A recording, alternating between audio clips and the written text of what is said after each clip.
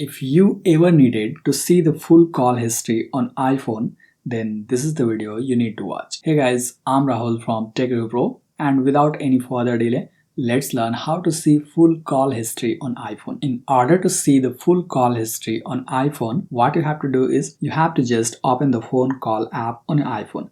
When you open the phone app, here you will see the Recents tab. If you don't see the Recents tab, then chances are you might have enabled the unified layout on your iPhone, and that way you'll only see calls.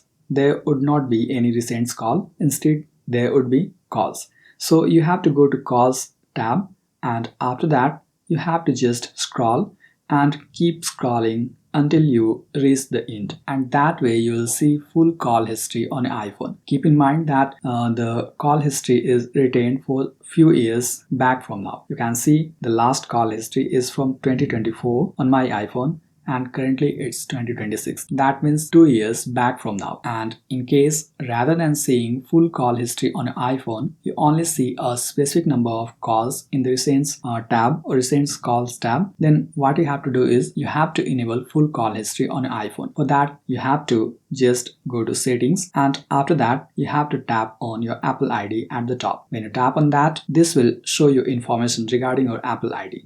Here you have to tap on iCloud, and then next to save to iCloud you have to tap on see all. Here you will see all the apps that are using your iCloud storage and data. Here you have to scroll a bit and select the option that is phone and FaceTime, and make sure that this is enabled. In case this is turned off on your iPhone, you have to ensure that you turn it on, and after that this will start showing full call history on your iPhone. And you may simply go to Recents tab on your iPhone, and you may see full call history on your iPhone. So this way you may see full call history on your iPhone. I hope you found this video helpful. And by the way, if you want to learn how to turn on live voicemail on your iPhone, make sure you tap here to watch this video.